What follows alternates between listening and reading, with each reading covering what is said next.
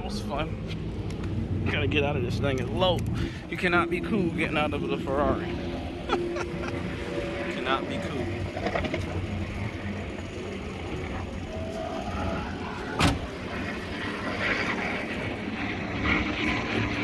I'm back.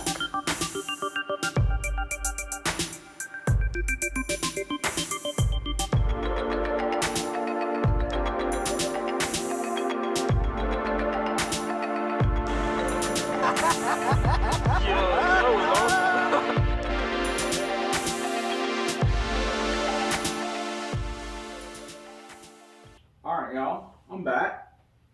I know it's been a minute. You know, for people who don't know, I used to live in Georgia. Now I moved to Alabama. Took a different job. You know, I'm a computer and software engineer. If you want to know what I am, I lead a pretty big team of software engineers and scientists. So it takes away my time, so I don't have as much time to do the videos as I would like. But then got worse when I decided to move onto a horse ranch. So I live a little bit in a valley, so my internet connection is not that good out here. It's a rural area. They haven't got broadband everywhere. So waiting on the fiber optic to get ran to the house. Supposedly months away. We'll see. And then once I get that fiber optic ran to the house, then I think my uploads will increase again. But anyway, that's not why y'all here. So I actually got to drive my dream car. And I wasn't that impressed. This is weird. That's why I decided to make this video, because I thought I was going to be blown away, but I wasn't. Don't get me wrong, I had fun driving and, sitting in that level of car, but I wasn't blown away, and it's been sitting with me dang, I wasn't blown away. The Ferrari 458 Italia is probably my, if I was super rich, I would probably buy a Ferrari.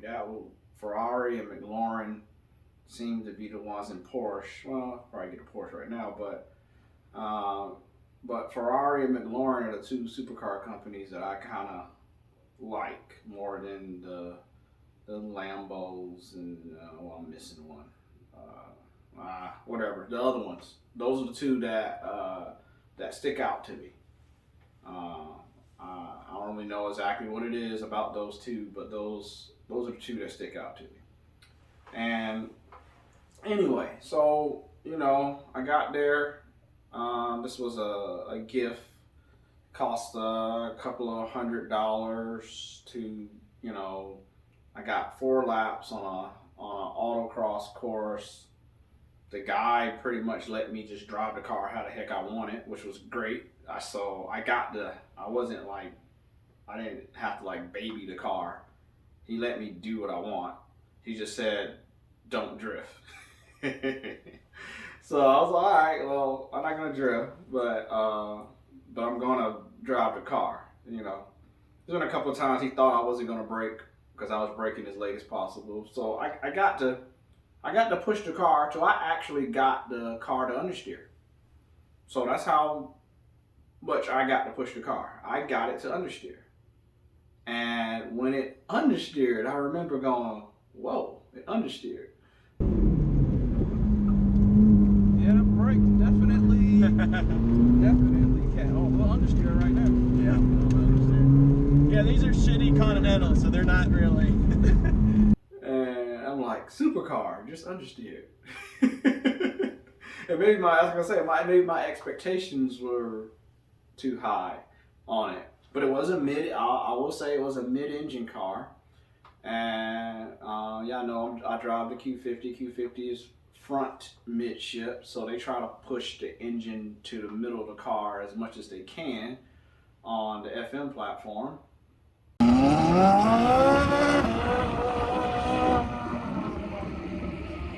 was launch control.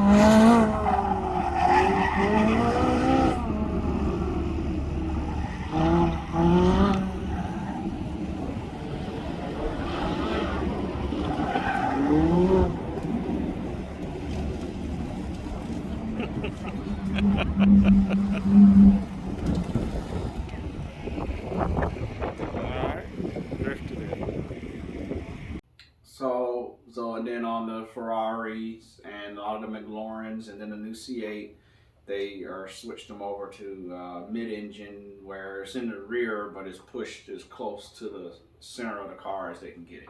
So just, you know, Infiniti decided to do the opposite with it. But so one of the tendencies of that mid-engine car is some understeer, you know, on power, you know, like while you're in the turn. So whereas your normal, you know, rear-wheel drive front engine car, you stay on the gas in a turn, you're probably going to oversteer. But on a mid-engine car, you stay on the gas in a turn, you're going to understeer. So that might be part of it, but the point is I wanted to make was I got to the tendency. So I got to push the car. Power-wise, I think it's a 458. What's about 500 horsepower. I'll put the exact number on the screen, but 500 horsepower, and I'm sure the torque is close. Well, and then it's a naturally aspirated V8, so you had to wait on the torque. So the torque came about mid-range through the rev range. So coming from especially anybody who has a tuned Q50, and you getting that torque at 1600, 1700, 1800, and you getting almost all your torque down low like that, and then you go get into a supercar that is naturally aspirated V8 and then have to wait on the torque, it's like, it's different. It's just like, okay, you're used to getting knocked into the back of your seat as soon as you hit the gas, and then while the Ferrari was more gradual.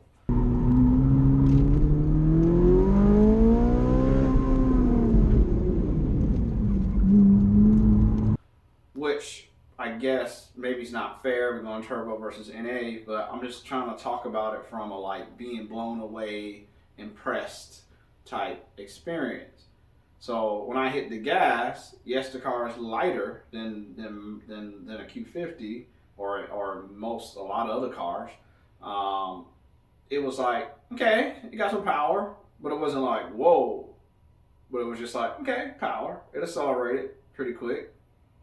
So that was the first thing that kind of was like, oh, okay. I didn't get thrown in the back of my seat like I thought I would.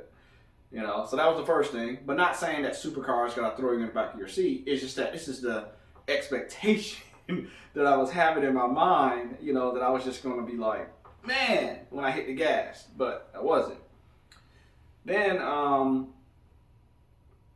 we get to like the steering wheel. So you're like, the steering wheel to me was too big.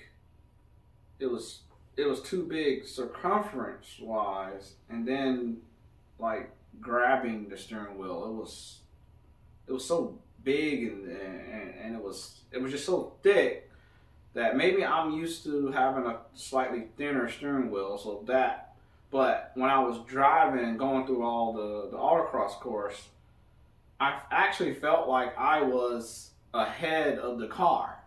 Last lap.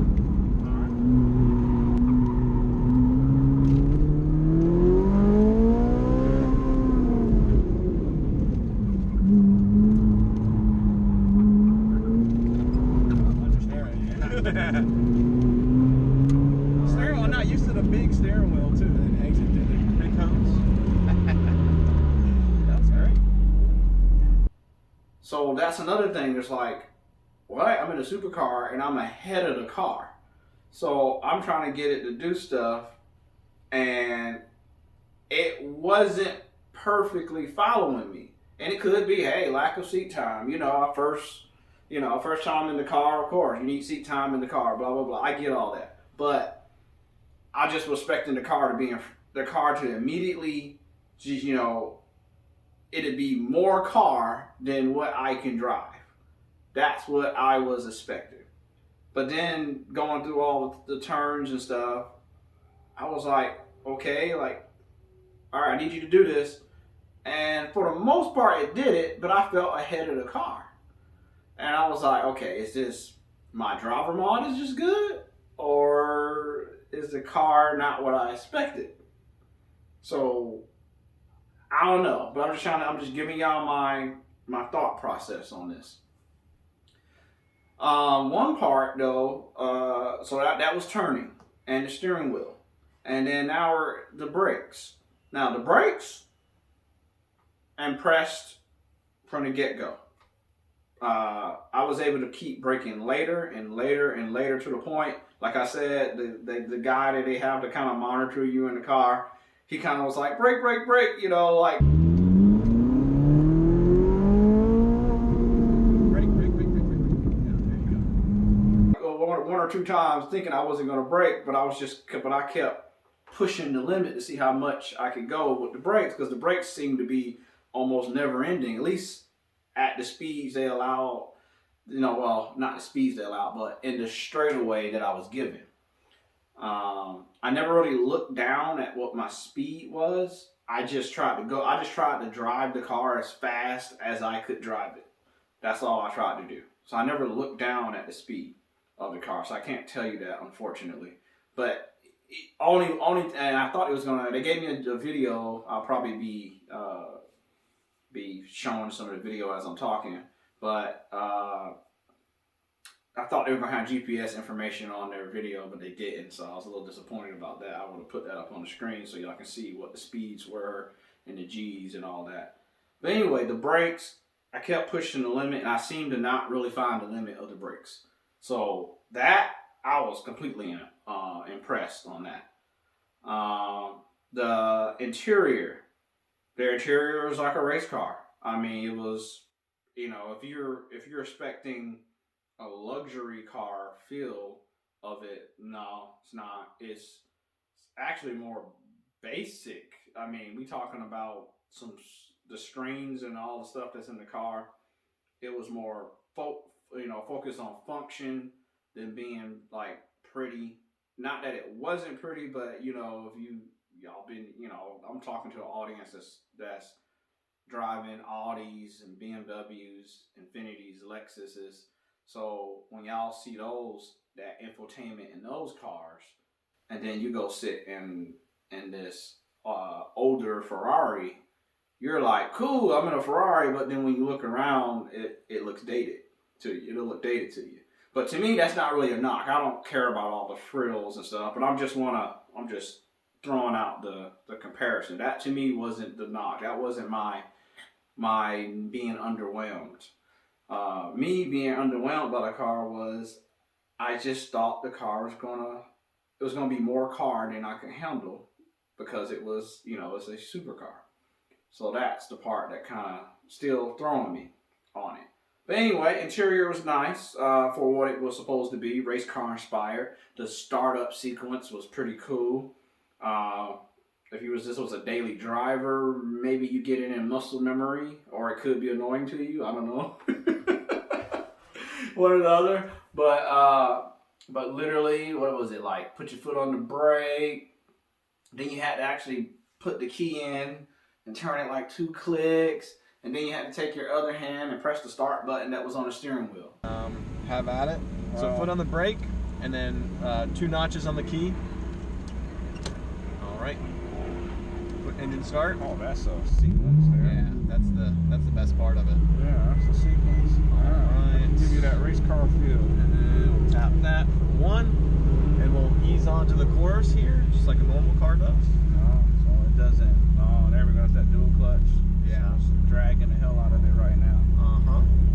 The start button on the steering wheel, I like that. Was a nice touch. I like that, but that's that's that race car stuff. I actually like that, but the whole sequence and so going back to luxury car thing, keyless entry, or push button start. It's like it's there, but it's not there. But I guess they wanted you to have the theoretics. Why am I saying the word wrong? The theater. They want you to sorry y'all. They want you to have the theater like a race car. You see the race car drivers, they flipping all these switches, and then they finally hit the start button.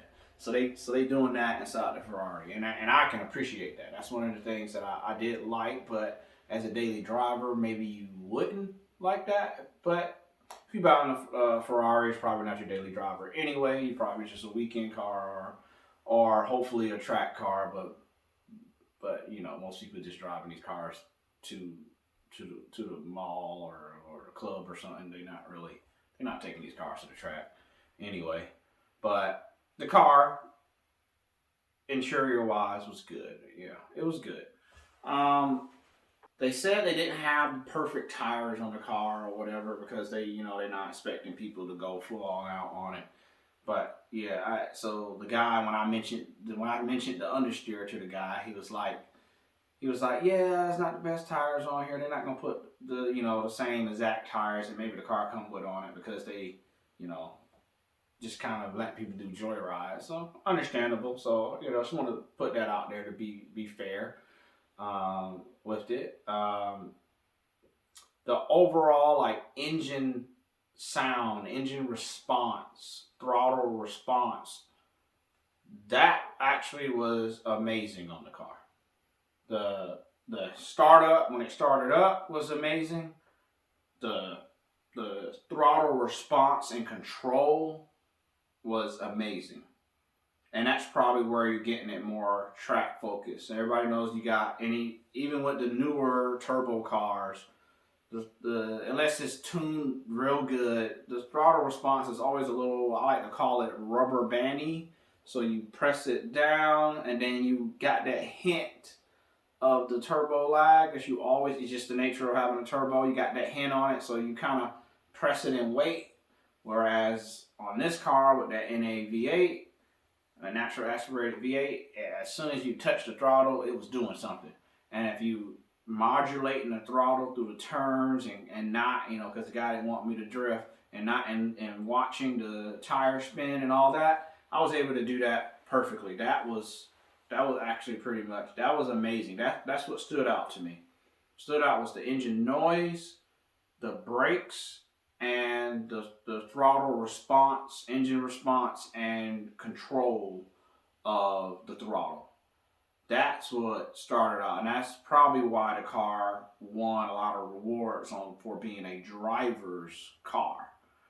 I think it came out in 2010. I'll probably correct myself, but I think it's 2010 when the car, maybe 09 when the car came out. So we are talking about a car that is more than 10 years old, a supercar that's more than 10 years old.